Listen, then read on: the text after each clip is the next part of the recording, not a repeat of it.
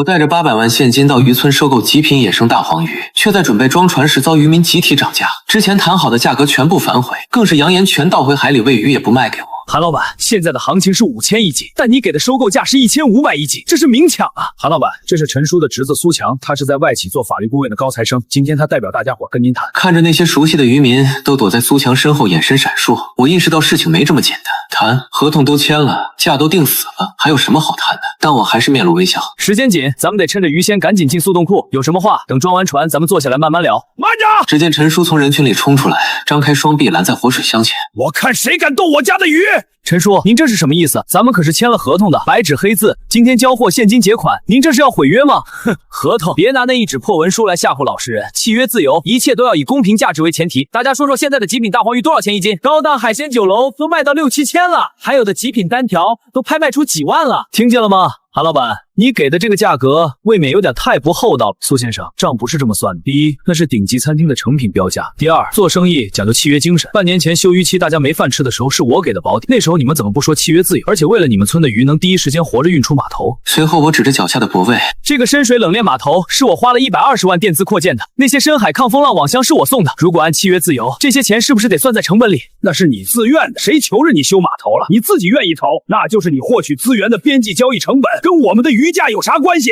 我惊讶地看着陈叔，半年前他还是个只会说老板大恩大德的朴实渔民，现在竟然能从嘴里蹦出边际交易成本这种法律学术语，我瞬间明白了，这是苏强教的。这小子是想把我当冤大头子。我深吸一口气，不再争辩。我掏出手机，对着码头上那800万现金拍了张照。行，既然陈叔说契约自由，那我也自由一回。我当场拨通了助理林夏的电话，立刻封锁深水冷链码头的所有设备，切断制氧系统电源。韩老板，你这是什么意思？意思很简单，我撤资解约。我转身就走，苏强在身后冷笑：装什么装？你以为我们离了你就活不了？我没回头，只是淡淡丢下一句话：那就祝你们好运。渔民们看着我离开的背影，竟然爆发出一阵欢呼声。太好了，终于摆脱这个吸血鬼了。对，咱们自己卖，肯定能卖出好价钱。只有一个憨厚的渔民阿水追了上来：韩老板，我的鱼还是按原价卖给你。好，你的鱼我全收。身后传来陈叔的怒吼：阿水，你敢卖给他试试？以后别想在村里混。可阿水却坚定地站在我身边。我知道好戏才刚刚开始。第二天一早，码头上热闹得很，苏强竟然真的找来了一个王老板，这家伙开着豪车，戴着大金链子，一副暴发户的样子。陈叔，您放心，我王某人做生意最讲诚信，3000块一斤，现款现结。渔民们听到这个价格，眼睛都亮，比韩老板高了1倍，早该这样了，咱们的鱼就值这个价。陈叔笑得合不拢嘴，还是苏强有办法，一下子就找到了大买家，哈哈，太好了。苏强得意洋洋地看向我：韩老板，看见了吗？这才叫市场经验，你那套垄断把戏过时了。我靠在车边，冷眼旁观。那就祝你们合作愉快。大家放心，我的领链车马上就到，保证把鱼活着运到省城。渔民们欢呼雀跃，却不料王老板走到活水箱前，脸色突然变了。这鱼怎么都死了？不可能啊，昨天还活蹦乱跳的。活水箱的制氧系统昨晚已经断电了，鱼能撑到现在已经不错了。苏强立马跳出来：你故意的，你这是恶意破坏！破坏！制氧设备是我的，电费是我交的，我撤资断电有什么问题？王老板急着喊：赶紧接上电啊！鱼要是死了，可就不值钱了，快点儿，别磨蹭了，水箱通电，鱼才能活命啊！苏强连忙跑去操作设备，却发现所有设备都需要密码和指纹验证。他气急败坏地冲我吼：密码是多少？我掏出手机，慢悠悠地说：这是我公司的专利设备，只有授权人员才能操作。韩老板，您别开玩笑了，鱼要是死了，大家都完了。那关我什么事？我转身准备离开，这时阿水拉着他的鱼箱走了过来。韩老板，我的鱼在这儿。我看了看他的鱼箱，里面的大黄鱼还活蹦乱跳。你怎么保存的？我昨晚听您说要断电，就将鱼转移到了深海网箱里，店里海水流动，鱼不会缺氧。聪明。我当场掏出现金，按1500一斤的价格给阿水结清了货款，整整50万现金，就这么摆在码头上。渔民们看得眼睛都直了。我带着阿水走向唯一还在运转的保线通道，那是我专门留给守信用的人使用。苏强冲过来想拦，凭什么他能用，我们不能用？我冷冷地看着他，因为他守信用，你们不守。我按下指纹，保线通道的门缓缓打开，阿水的鱼被迅速装进专业冷链车，而身后那些渔民的鱼正在活水箱里一条条翻白肚。陈叔跪在地上，抱着死鱼嚎啕大哭。完了，绝完了！王老板脸色铁青：死鱼我可不收，你们自己想办法吧。说完他转身就要走，苏强一把拉住他：王老板，您不能走啊，咱们签了合同的。合同？你们的鱼都死了，还谈什么合同？我坐在车里看着这场闹剧，忽然我的手机响了，是林夏打来的。韩总，有人在暗中调查咱们的专利壁垒，应该是苏强找的律师。我嘴角勾起一抹冷笑，让他查，查得越深，摔得越惨。第3天，王老板竟然又回来了，他带来了一整队的制冷设备和技术人员。陈叔，我王某人讲义气，设备我自己带，咱们重新来过。渔民们又看到了希望，太好了，还有机会，这次一定能成。苏强更是得意。韩老板，看见了吗？离了你，地球照样转。我靠在车边没说话，王老板的人开始往活水箱里安装制氧设备，却不料刚接上电源，设备就发出刺耳的警报声。怎么回事？技术员检查了半天，满头大汗。王老板，这个活水箱的接口是特殊规格的，咱们的设备接不上。王老板脸色一沉，那就改接口。不行啊，这个箱体的材料也是特殊的，强行改装会破坏密封性，鱼一样会死。那怎么办？技术员无奈的摇头，除非用原厂设备，否则没办法。王老板盯着我，韩老板，开个价，设备租给我用用。我笑了，不好意思，不外借。别太过分，你这是搞基垄断，我要告你。话音刚落，一辆黑色商务车停在了码头，林夏踩着高跟鞋走了下来。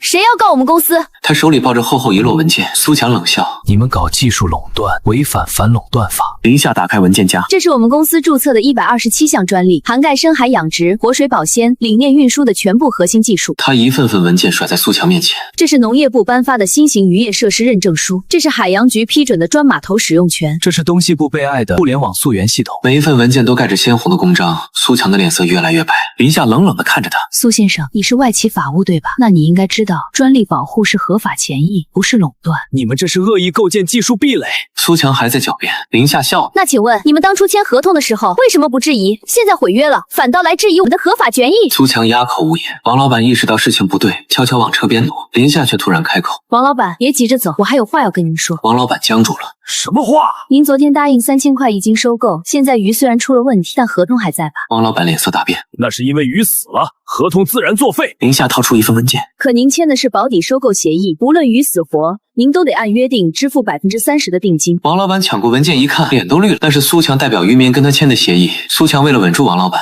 私自加了这一条。王老板指着苏强破口大骂：“你看我！”苏强慌了，我这是为了大家好。陈叔也反应过来了，为了大家好，那定金呢？你收了没有？苏强支支吾吾说不出话。我这时才慢悠悠的开口：“林夏，咱们的鱼装的怎么样了？”阿水的货已经全部入库，正在运往省城。我看着那些渔民，各位，生意做不成，咱们还是朋友，我先走了。我上了车，透过后视镜看见陈叔一把揪住了苏强的衣领，码头上乱成一团。而我的车里，林夏递给我一份报告：“韩总，王老板的底细查清楚了，这人是个惯犯，专门收购死鱼烂虾，然后用化学药剂处理后当活鱼卖。”我眯起眼睛，有意思，看来这场戏还没完。3天后，我接到阿水的电话：“韩老板，村里出大事了。”我赶到码头，远远就闻到一股恶臭，那些大黄鱼全死了，堆在岸边发臭。渔民们疯狂寻找王老板，却发现这家伙早就跑路了。陈叔瘫坐在地上，整个人像老了10岁。全完了，几百万的鱼全烂了。其他渔民也是一脸绝望。银行的贷款还没还，这下连本都赔进去了。苏强躲在人群后面，不敢吭声。忽然有人看见了我，韩老板来了。所有人的目光的一下全聚在我身上。陈叔爬过来，抱住我的腿：“韩老板，求求你，您就按原价收了吧，1500一斤，不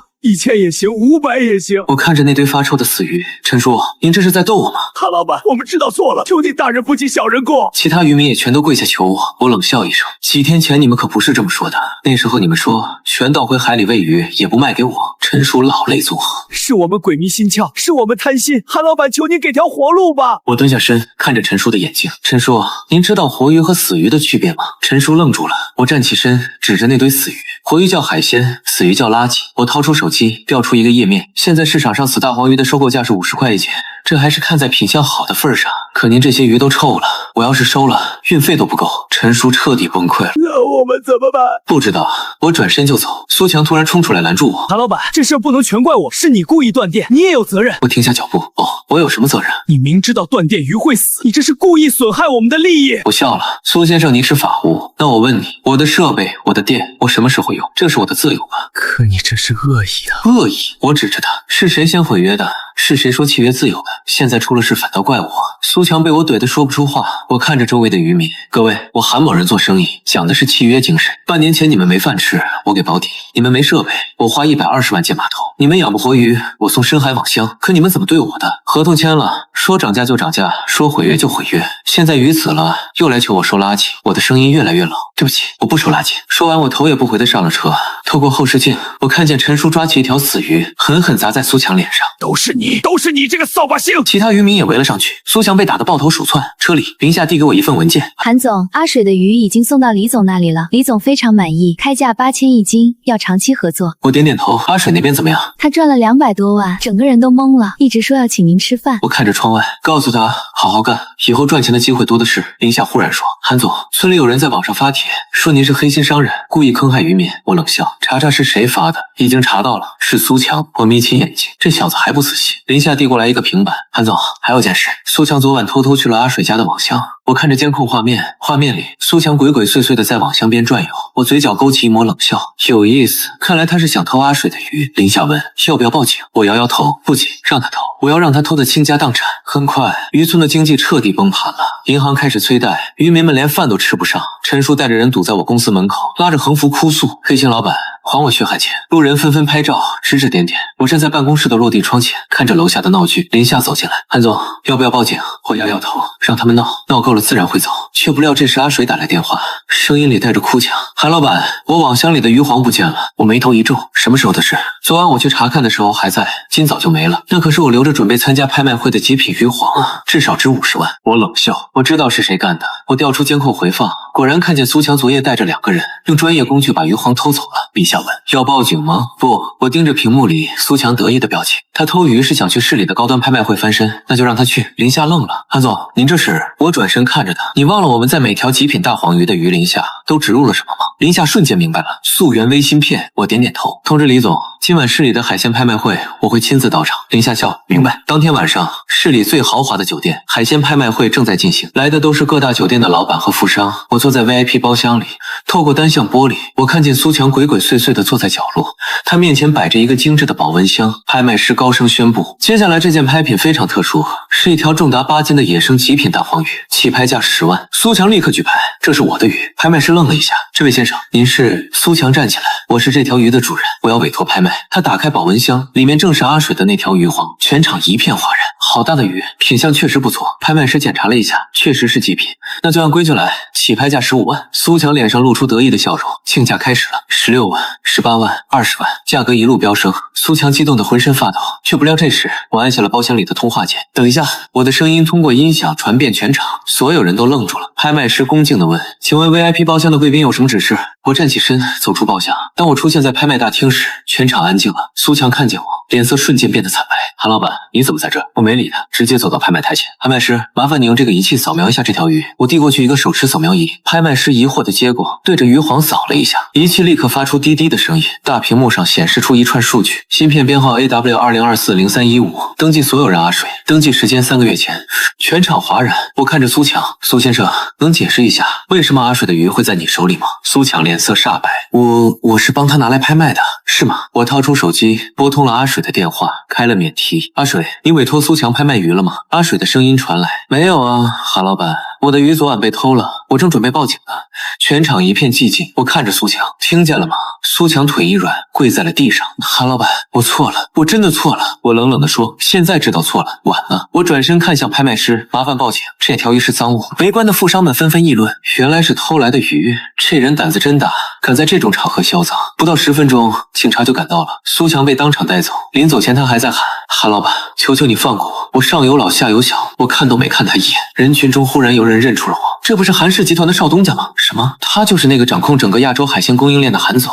我还以为他只是个普通收购商。全场瞬间炸开了锅。李总走过来，恭敬地递上名片：“韩总，失敬失敬，没想到您亲自来了。”我接过名片，李总客气了，我只是来处理点私事。李总压低声音：“韩总，关于长期供货的事我是认真的，价格您随便开。”我看着他：“李总，不是我不想合作，是那个渔村现在的管理太混乱，根本保证不了品质。”李总皱眉：“那怎么办？”我沉思片刻：“除非有人能彻底整顿那个村子，建立标准化的养殖和收购体系。”李总眼睛一亮：“韩总，您的意思是？”我笑了：“我可以试试，但有个条件。”“您说。”“所有渔民必须接受我的管理，按我的规矩来，不能再像之前那样乱搞。”李总立刻点头：“这个好办，我可以帮您说服他们。”我摇摇头：“不用，他们很快就会主动来求我的。”第二天渔村，陈叔接到银行的最后通牒：3天内不还款，就要查封你们的渔船和网箱。渔民们彻底慌了，怎么办？鱼都死了，拿什么还钱？都怪苏强那个王八蛋，把我们害惨了。陈叔瘫坐在地上，整个人像丢了魂。这时阿水开着一辆崭新的皮卡车回来了，车后座还放着大包小包的东西。渔民们见状纷纷围了上去：“阿水，你这是发财了？”阿水笑着说：“托韩老板的福，我那批鱼卖了200多万。”“什么？200多万？所有人都傻眼了。陈叔颤抖着问：“阿水，你那批鱼不是也才几千斤吗？怎么能卖这么多钱？”阿水得意地说：“韩老板把我的鱼送到了李总的高端餐厅，李总出价8000一斤，还要跟我长期合作呢。”渔民们听了，肠子都悔青了。早知道就不该听苏强的。是啊，现在好了，阿水发财了，我们得要饭去了。陈叔忽然抓住阿水的手：“阿水，你能不能帮大家说说情，让韩老板再给我们一次机会？”阿水为难地说：“陈叔，不是我不帮，是你们当初做的太过分了。韩老板现在根本不想理你们，那怎么办？我们真的要被银行赶出去了。”阿水想了想，要不你们亲自去找韩老板，好好道个歉试试。陈叔咬咬牙，走，咱们现在就去。当天下午，陈叔带着10几个渔民来到我公司楼下，这次他们没有拉横幅，也没有闹事，而是整整齐齐的跪在门口。韩老板，求求您下来见我们一面。路人纷纷拍照，这些人又来了。上次还说人家是黑心老板，这次怎么又跪下了？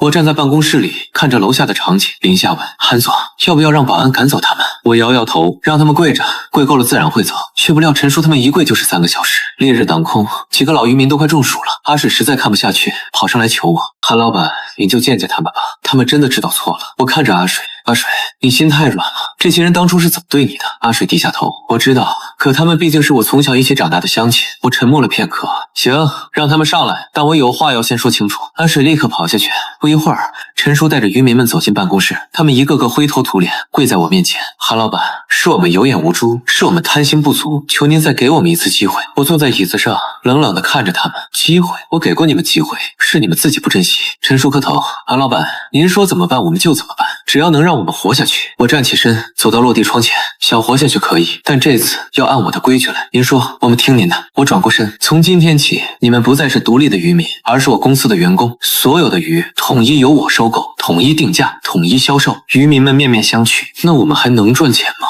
我冷笑，赚钱？你们现在连命都快保不住了，还想着赚大钱？陈叔咬咬牙，韩老板，只要能还上银行的钱，我们什么都答应。我看着他们，好，那就签合同吧。林夏拿出早就准备好的合同，渔民们看着合同上的条款，脸色越来越难看。合同上的条款非常苛刻，所有渔民必须按我制定的标准养殖，按件计酬，没有底薪，而且所有设备、网箱、码头的使用权全部归我。陈叔看完，手都在发抖。韩老板，这不就是把我们变公仔了吗？我冷冷地说，不愿意可以不签，我不强求。渔民们，你看看我看看你，没人敢吭声。忽然有个年轻渔民站出来，我不签，这不是把我们往死里逼吗？其他人也开始动摇。是啊，咱们祖祖辈辈都是自己当老板，怎么能给人打工？陈叔也犹豫了。韩老板，能不能把条件放宽一点？我笑了，放宽。我走到大屏幕前，按下遥控器，屏幕上出现了一段视频，正是当初他们集体毁约围攻我的画面。韩老板，1500亿斤是明抢，全倒回海喂鱼，也不卖给你，离了你地球照样转，一句句话清清楚楚。渔民们看着视频，脸都红了。我继续播放，下一段是他们在我公司门口拉横幅的画面。黑心老板，还我血汗钱！我关掉视频。各位，这就是你们的嘴脸，现在还有脸跟我谈条件？陈叔羞愧地低下头。韩老板，我们错了。我走回座位，错了，晚了。现在摆在你们面前只有2条路，要么签合同当我的员工，要么等着被银行赶出去。渔民们沉默了。这时阿水忽然说：“韩老板，我签。”所有人都看向他。阿水坚定地说：“韩老板对我有恩，而且跟着韩老板干，至少饿不死。”他走上前，拿起笔签了字。陈叔咬咬牙，我也签。有了带头的，其他渔民也纷纷签字，只有那个年轻渔民还在犹豫。我不信，离了韩老板，咱们就真的活不下去了。他转身就走，我没拦他，随便，不签就走，我不缺你一个。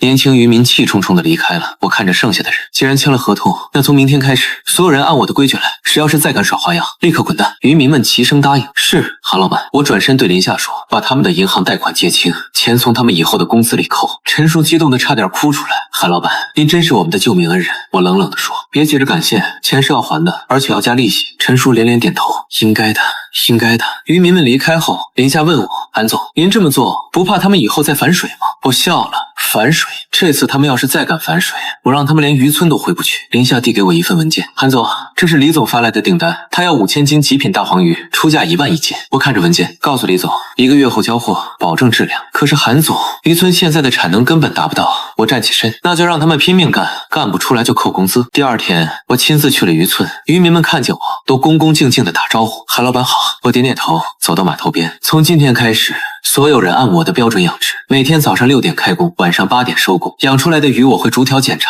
不合格的一律不收。渔民们面面相觑，韩老板，这标准会不会太严了？我冷笑，盐，你们知道李总出什么价吗？1万1斤，但前提是鱼必须达到极品标准，差一点都不行。渔民们听了，眼睛都亮了。1万1斤，那我们能分多少？我淡淡的说，按斤计酬，一条合格的鱼，你们能拿500块，但要是不合格，1分钱都没有。渔民们立刻来了干劲。韩老板放心，我们一定好好干。我正要离开，忽然看见那个没签合同的年轻渔民鬼鬼祟祟的在码头边转悠。我走过去，你来干什么？年轻渔民支支吾吾，我想看看大家干活。我冷笑，看，你不是说离了我也能活下去吗？年轻渔民脸一红，韩老板，我错了，您能不能也让我签合同？我看着他，晚了，名额已经满了。年轻渔民急了，韩老板，求求你，我上有老下有小，不干活真的活不下去了。我转身就走，那是你自己的选择，怪不得别人。年轻渔民跪在地上，韩老板，我真的知道错了。我停下脚步，没回头。想签合同可以，但你得干最累的活，拿最少的钱，而且3个月考核期，不合格立刻滚蛋。年轻渔民连连磕头，我愿意，我愿意。我这才转身，那就去找林夏签合同吧。年轻渔民千恩万谢的跑了。阿水走过来，韩老板，您心还是软的。我看着他，不是心软，是给他们最后一次机会，要是再不珍惜，那就真的没救了。渔村重新运转起来，渔民们每天天不亮就开始干活，比以前勤快了10倍。我站在码头上，看着他们忙碌的身影。林夏走过来，韩总，有个情况要向您汇报。昨晚有人试图破坏网箱，被海底预警雷达抓到了。我眉头一皱，是谁？林夏调出监控画面，屏幕上几个黑影正在用剪刀剪网箱的绳索。我放大画面，看清了围内人的脸，竟然是王老板。这家伙还敢回来？林夏说，他应该是想报复，毁掉咱们的网箱。我冷笑，报复，那就让他付出代价。报警，就说有人恶意破坏渔业设施，证据我这里都有。不到半小时，警察就赶到了。王老板还在海上作案，根本没想到会被抓。当警察的快艇包围他时，他整个人都傻了。警察同志，这是误会。警察冷冷地说，误会？监控都拍得清清楚楚，还想狡辩？王老板被带上岸时，看见我站在码头上，他咬牙切齿，韩老板，是你报的警？我笑了，不然呢？你以为破坏我的网箱，我会当没看见？王老板怒吼，你别太嚣张，我不会放过你的。我走到他面前，王老板，你已经没机会了。我转身对警察说，警察同志，这人不仅破坏渔业设施，之前还用化学药剂处理死鱼当活鱼卖，我这里有证据。林夏递过去一份厚厚的材料，警察翻看后脸色越来越严肃，这事性质很严重，跟我们回去调查。王老板彻底慌了，不要，我错了，我真的错了。可警察根本不听他的解释，直接把他带走了。林夏问我，韩总，王老板这次恐怕要坐牢了。我点点头，食品安全问题，判个3-5年不成问题。另外，查封他所有的资产，用来赔偿那些被他坑害的消费者。林夏立刻去办。渔民们看着这一幕，都倒吸一口凉气。韩老板太狠了，得罪谁都不能得罪韩老板。陈叔走过来，小心翼翼地说，韩老板，您真是为民除害啊。我看着他，陈叔，好好干活，别想那些有的没的。陈叔连连点头，是，我一定好好干。接下来的半个月，渔村的效率高得惊人，渔民们拼了命的养鱼，生怕不合格被扣工资。我每天都会亲自检查，不合格的鱼一律退回去重新养。刚开始渔民们还有怨言，韩老板，这鱼已经很好了，为什么还不合格？我拿起那条鱼，你看看这鱼鳞，颜色不够金黄，说明营养不够。再看这鱼眼不够清澈，说明水质有问题。这种鱼拿到李总那里会砸我的招牌。渔民们听了不敢再说话，他们开始更加用心的养鱼，每天检查水质，调整饲料配比，渐渐合格率越来越高。我看着那些金灿灿的大黄鱼，满意的点点头，不错，继续保持。渔民们听了，干劲更足了。阿水这时走过来，韩老板，李总的订单快到期了，咱们的货够吗？我看了看数据，差不多了，再有3天就能凑齐5000斤。阿水松了口气，那就好。却不料第2天出事了，一大早陈叔就慌慌张张的跑来，韩老板，不好了，网箱里的鱼大批量死亡。我脸色一变，怎么回事？我立刻赶到现场，只见网箱里漂浮着几10条死鱼。我捞起一条检查，鱼鳃发黑，明显是中毒了。水质检测报告呢？林夏立刻调出数据，韩总，水质没问题，应该是有人投毒。我眯起眼睛，又是有人搞鬼。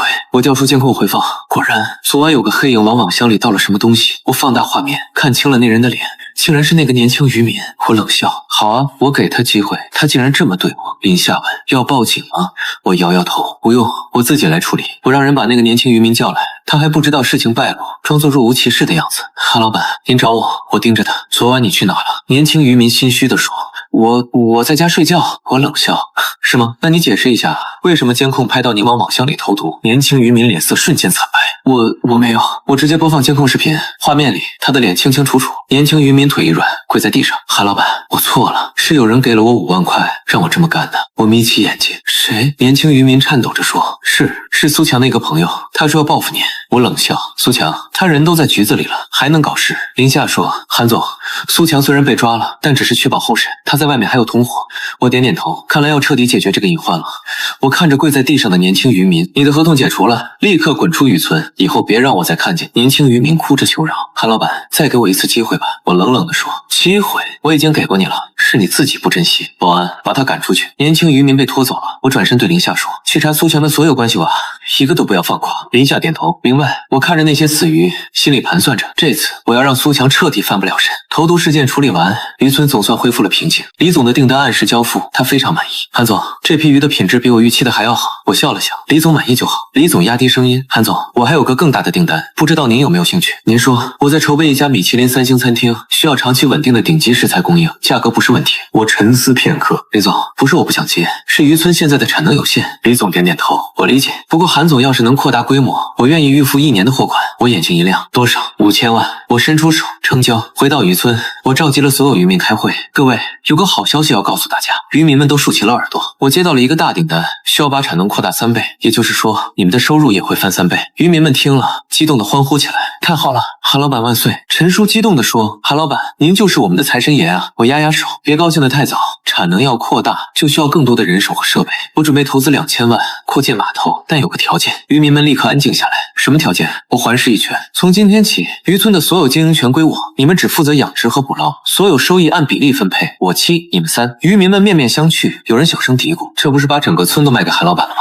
陈叔犹豫了，韩老板，这个比例是不是有点……我冷笑，陈叔，您觉得不公平？那我问您，没有我的技术，没有我的渠道，没有我的资金，你们能养出极品大黄鱼吗？能卖到1万1斤吗？陈叔哑口无言。我继续说，我投资2000万，承担所有风险，你们只需要干活就能拿钱，这还不够公平？渔民们沉默了。阿水这时站出来，我同意，韩老板说的对，没有他，我们什么都不是。有了阿水带头，其他渔民也纷纷点头，我也同意，反正跟着韩老板干，总比以前强。陈叔咬咬牙，好，我们听韩老板的。我满意的点点头，很好，那就签新合同吧。林夏拿出早就准备好的合同，渔民们一个个签了字，却不料就在这时，村口传来一阵骚动，让开，都让开！只见苏强带着几个人气冲冲地走了进来，渔民们看见他都愣住了。苏强，你怎么出来了？苏强冷笑，我取保候审啊，今天是来讨个公道的。他指着我，韩老板，你利用技术垄断，强迫渔民签不平等合同，这是违法的。我笑了，苏先生，您这是又想搞事？苏强掏出一份文件，这是我找律师写的起诉书，我要告你非法垄断、强迫交易。渔民们开始动摇了。苏强说的对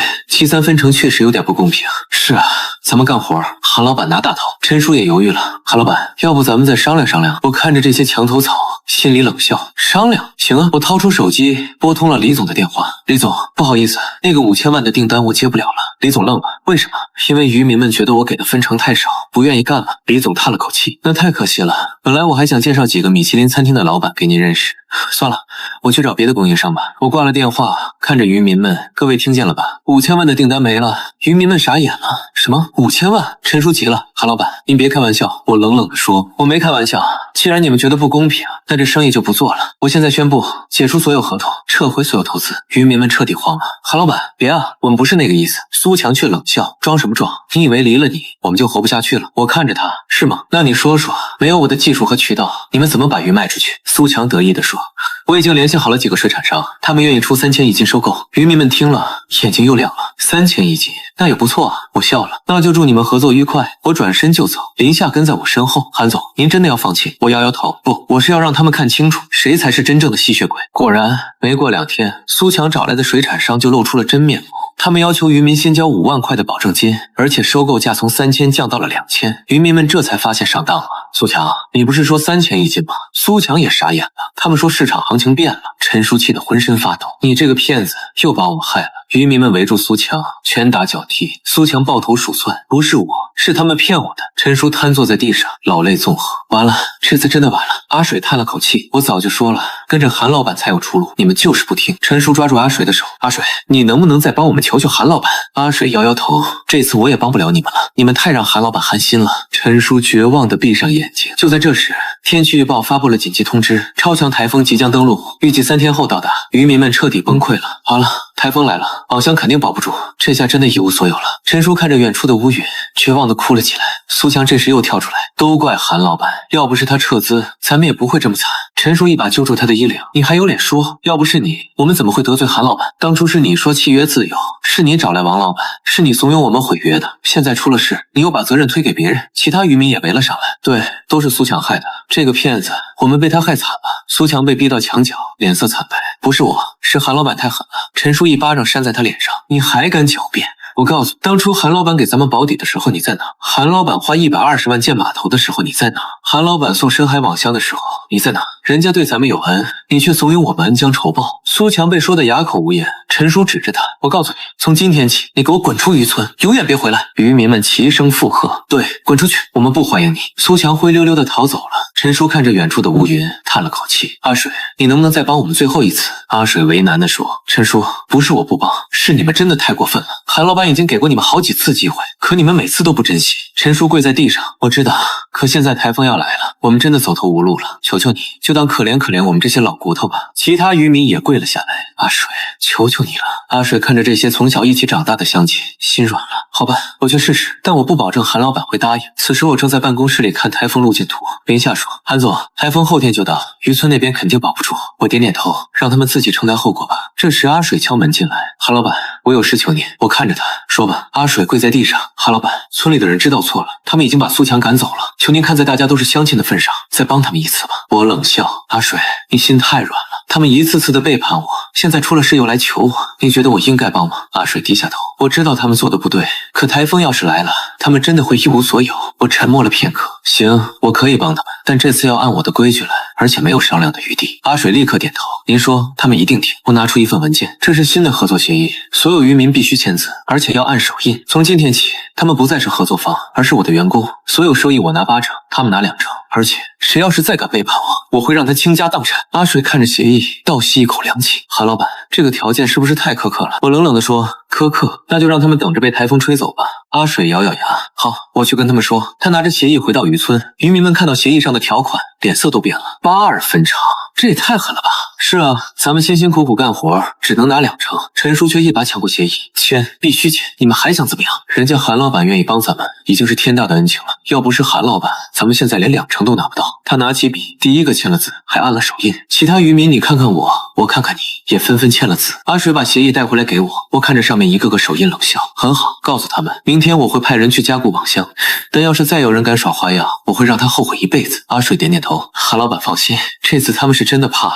第二天，我带着技术团队来到渔村，渔民们看见我，都恭恭敬敬地站在两边。韩老板好，我没理他们，直接走到网箱边，把所有普通网箱里的鱼转移到深海抗风浪网箱里。技术人员立刻开始作业，渔民们这才发现，我当初送给他们的深海网箱，竟然是专门为抗台风设计的。网箱的材料特殊，结构牢固，而且能自动下沉到深海避风。陈叔看着那些网箱，眼眶湿润了。原来韩老板早就为我们考虑好了。其他渔民也羞愧地低下头。是啊，韩老板对我们这么好，我们却一次次地伤害他。我冷冷地说，现在知道了，晚了，好好干活，别让我失望。渔民们齐声答应，是，韩老板。台风前夜，整个海岸线一片漆黑，只有我们的深海网箱在海底安然无恙，而周边其他渔村的网箱全被台风摧毁了。第二天，台风过境，我带着渔民们去检查网箱，当他们看见网箱里的鱼全部活蹦乱跳时，所有人都哭了。陈叔跪在我面前，韩老板，您就是我们的救命恩人。其他渔民也跪了下来，韩老板，我们以后一定好好干，再也不敢背叛您了。我看着他们，记住今天的话，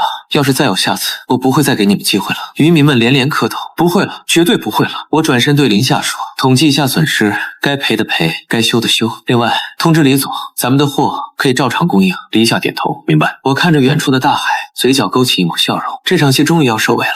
台风过后，周边渔村一片狼藉，唯独我们的渔村毫发无损。消息传开，其他村的渔民都跑来参观。怎么可能？这么大的台风，你们的网箱竟然一点事都没有。陈叔得意地说，这是韩老板送的深海抗风浪网箱，专门为台风设计的。其他村的渔民羡慕的眼睛都红了。你们真是走了大运，遇到韩老板这样的好人。陈叔叹了口气，哪里是走运，是我们不识好歹，差点把韩老板气走了。就在这时，苏强又出现了，他这次带来了一个穿西装的中年男人。各位，我给大家介绍一下，这位是张律师，专门打劳动纠纷官司的。渔民们看见苏强，脸色都变了。你还敢回来？苏强冷笑，我为什么不敢回来？我是来帮你们维权的。他指着我，韩老板强迫你们签不平等合同，82分成，这明显是压榨劳动力。张律师说了，这种合同在法律上是无效的。张律师推了推眼镜，没错，根据劳动法，用人单位不得强迫劳动者签订不平等合同。你们完全可以起诉韩老板，要求重新分配收益。渔民们面面相觑，有人开始动摇了。要是能多分点，那当然更好。是啊，82分成确实有点少。陈叔却站了出来，够了，你们还想怎么样？要不是韩老板，咱们现在连命都保不住，还想着多分钱。苏强冷笑，陈叔，您这是被韩老板洗脑了吧？咱们辛辛苦苦干活，凭什么只拿2成？张律师也说，对，你们有权利争取更多的收益，这是法律赋予你们的权利。渔民们开始窃窃私语，要不咱们试试，反正也不吃亏。陈叔气得浑身发抖，你们真是不可救药。他转身就走，阿水也跟着离开了。我不参与这种事。剩下的渔民在苏强的怂恿下，竟然真的签了委托书。张律师满意的点点头，很好，3天后我会正式起诉韩老板。苏强得意的笑了，韩老板，这次我看你怎么办。消息很快传到我耳朵里，林夏气愤地说，韩总，这些人真是白眼狼，您救了他们，他们还要告您。我却笑了，告就告吧，正好我也有些话要说。林夏愣了，韩总，您不生气？我摇摇头，生气有什么用？这些人就是这样，不见棺材不掉泪。去准备材料吧，我要让他们看看什么叫搬起石头砸自己的脚。3天后，法庭上，张律师慷慨激昂地陈述，法官大人，韩老板利用技术垄断，强迫我的当事人签订不平等合同，82分成明显不合理，严重损害了劳动者的权益。我要求法院判决合同无效，并要求韩老板赔偿我的当事人的损失。渔民们坐在旁听席上，满怀期待，这次肯定能赢，到时候咱们就能多分钱了。法官看向我，被告，你有什么要说的吗？我站起身，法官大人，我有证据要提交。林夏递上一摞厚厚的文件，这是我公司在渔村的所有投资记录，深水冷链码头120万，深海抗风浪网箱80万，制氧系统和保鲜设备50万，技术培训和人员工资30万，总计280万。法官翻看着文件，这些都是你的投资。我点点头，没错，而且这些设备的所有权都在我名下，渔民们只是使用我的设备养殖，然后我收购他们的鱼，这是正常的商业合作，不存在强迫劳动。张律师立刻反驳，可是82分成明显不合理。我冷笑，不合理？那我问你，没有我的设备，他们能养出极品大黄鱼吗？没有我的渠道，他们能卖到1万1斤吗？没有我的技术，他们的鱼能在台风中保住吗？张律师哑口无言。我继续说，而且这份合同是他们自愿签的，没有任何强迫。如果他们觉得不公平，完全可以不签，我从来没有逼过他们。林夏又递上一份文件，这是当时的录音，可以证明韩总说过，不签可以不签，他不强求。录音播放出来，里面清清楚楚的是我的声音，不愿意可以不签，我不强求。渔民们的脸色瞬间变了，法官看着他们，原告，被告说的是事实吗？渔民们支支吾吾说不出话。张律师急了，法官大人，就算是自愿签的，但82分成也太不合理了。我冷冷地说，不合理，那我再给你算笔账，我投资280万，承担所有风险，提供所有技术和渠道，他们只需要干活，不承担任何风险，还能拿2成。台风来了，损失是我承担，他们1分钱都不用赔，这还不够公平。法官点点头，被告说的有道理。张律师脸色铁青，可是法官打断他，没有可是，根据合同法，双方自愿签订的合同，只要不违反法律，就是有效的。原告的诉求，本庭不予支持，退庭。法锤敲下，渔民们傻眼了，怎么会这样？我们输了。苏强脸色惨白，转身就想溜，我却叫住了他。苏先生，别急着走，我还有话要跟你说。苏强僵住了，我走到他面前，你一次次的怂恿渔民背叛我。你以为我不知道你的目的吗？苏强色变，我不知道你在说什么。我冷笑，不知道。那我告诉你，你当初怂恿渔民毁约，是因为王老板给了你50万回扣。你偷阿水的鱼去拍卖，是想翻身还债；你找人投毒，是想报复我。现在你又找律师来告我，还是想搞垮我？可惜你每次都失败了。苏强浑身发抖，你有什么证据？林夏递上一份文件，这是王老板的转账记录，50万，收款人就是你。这是你指使年轻渔民投毒的录音，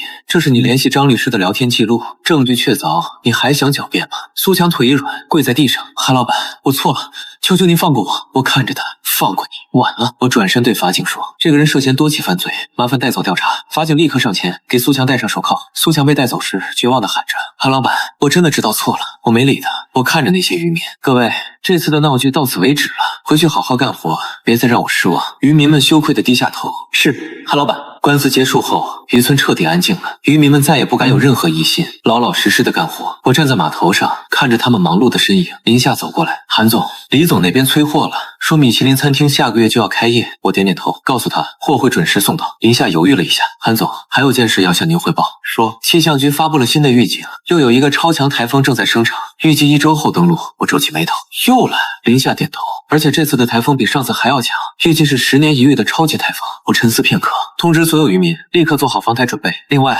联系周边几个渔村，问他们要不要租用我们的深海网项。林夏愣了，韩总，您要帮其他村？我笑了，不是帮，是生意，租金1天1万。林夏立刻明白了，我这就去办。消息传出去，周边渔村的村长都来了。韩总，听说您的网箱能抗台风，能不能租给我们用用？我看着他们，可以，但有条件。什么条件？租金1天1万，而且要提前付清7天的费用。村长们倒吸一口凉气，7万，这也太贵了吧？我淡淡的说，贵。那你们算算，要是台风来了，你们的损失有多少？几百万的鱼全毁了，7万算什么？村长们面面相觑。可是我们哪有这么多现金？我站起身，那就没办法了，各位请回吧。村长们急了，韩总，能不能通融一下？我们用鱼抵押。我摇摇头，不行，我只收现金。村长们咬咬牙，好，我们凑钱去。他们灰溜溜的走了。林夏问我，韩总，他们要是凑不到钱怎么办？我笑了，凑不到，那他们就等着损失几百万吧。到时候他们自然会回来求我。果然，2天后村长们又来了，这次他们带来了现金。韩总，钱我们凑齐了，能租网箱了吗？我看着那一摞摞现金，可以，签合同吧。村长们签完合同，如释重负。谢谢韩总，